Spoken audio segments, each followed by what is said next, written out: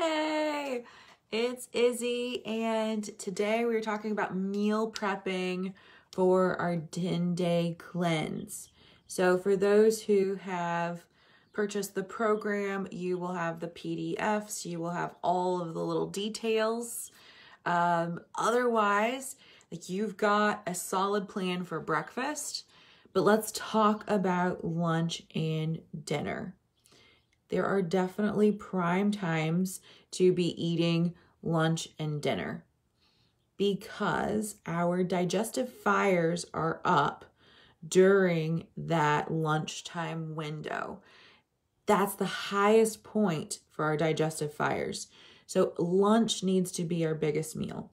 If you want to have the rice, if you want to have the meat, those are going to be the times is during lunchtime. And we've got that in that 10 to 2 window of when your digestive fires are up the most. Now, what are we eating for lunch? You can have, during the cleanse, you can have 1 cup of rice.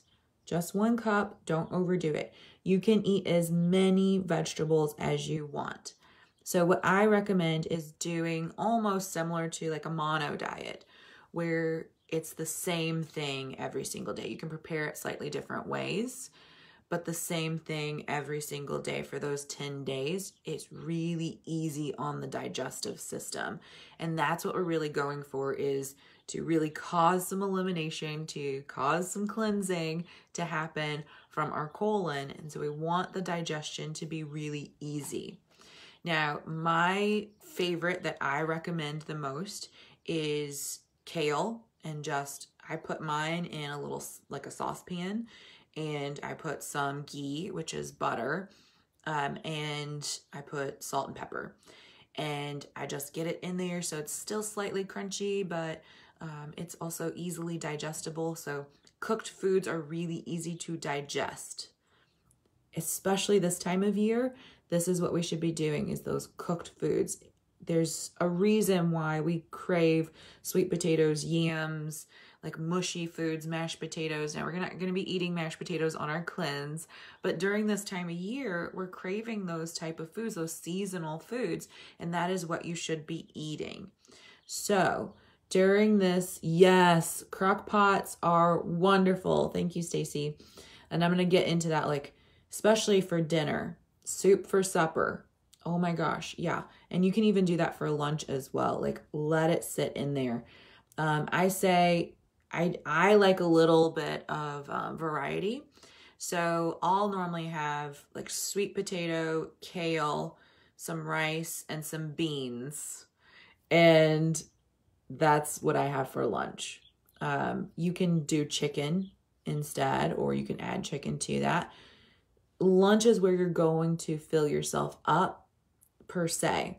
Now, when I say fill yourself up, anytime, even on a cleanse, but even not inside of a cleanse, we should be eating to 80% full. And that is a hard one for a lot of people when we start making these dietary changes and really trying to get ourselves into healthy living. We're from the South, most of us, and we like that Thanksgiving stuffed feeling. We've got to get over that. Get yourself to 80% full, 80%. That means like you feel like you could still have a couple extra bites. You do not feel like you're going to explode. We need there to be enough room for digestion to happen, and there needs to be enough time for digestion to happen. When we eat this gigantic meal and we feel utterly stuffed, that is a lot for the digestive system, and you're going to feel tired. And then that's normally when we're reaching for more coffee right after we ate. And so we're not doing any coffee, we're not doing any caffeine during this 10 days. And of course, if you've watched the video on the detoxing off of coffee, there's always a little bit of wiggle room. So you can go back and watch that one. But for supper, we're always going to have soup. So it's going to be really brothy, really kind of mushy. I love crock pot vegetable soup or lentil vegetable soup.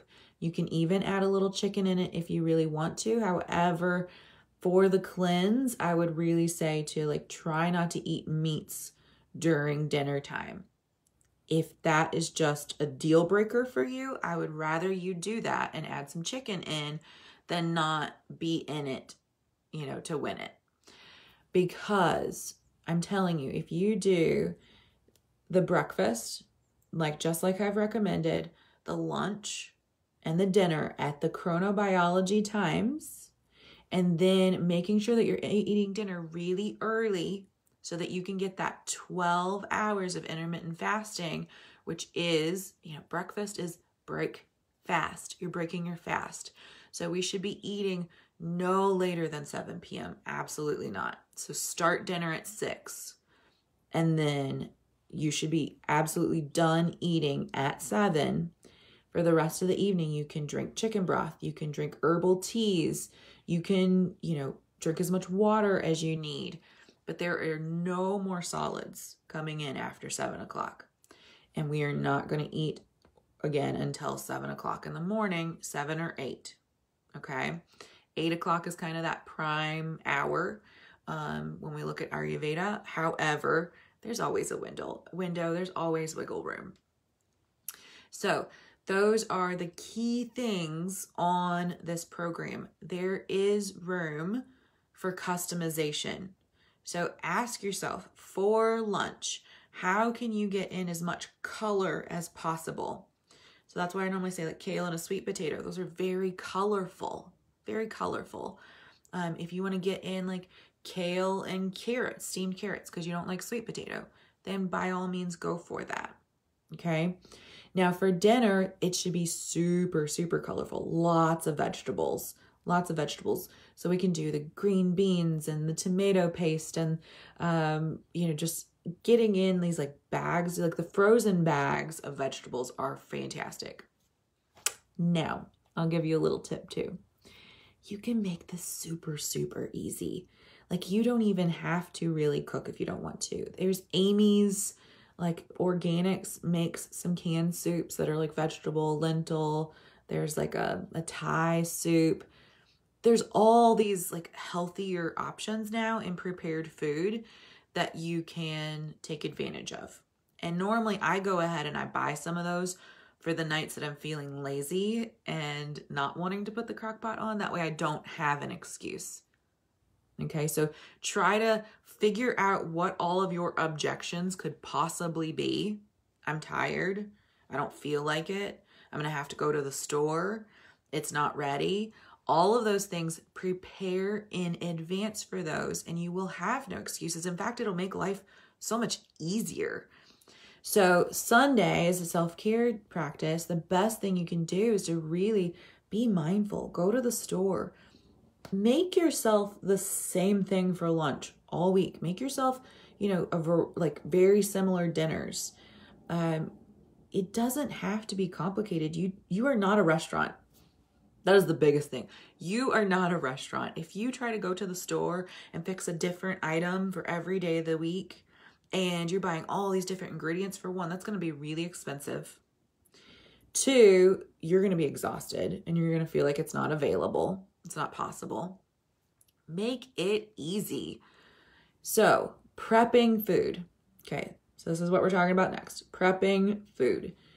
I like to prepare my food 3 days in advance. So I have 3 days prepared.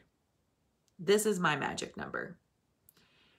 I also feel like the food doesn't taste too much like leftovers within those 3 days. So you want to plan in your schedule. Okay, so today's Sunday, I'm gonna take care of Monday, Tuesday, Wednesday. On Wednesday, I need to prepare for Thursday, Friday, Saturday. Okay, or maybe you even go ahead and prepare even for Sunday. Plan it out to make sure that you know on your schedule. Okay, Sunday, I'm prepping 3 meals. It's gonna be for Monday, Tuesday, Wednesday.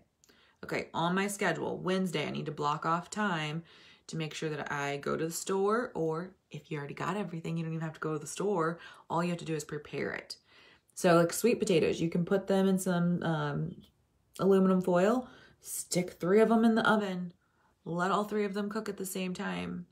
And maybe you don't cook them quite all the way through because you're going to heat them back up, most likely.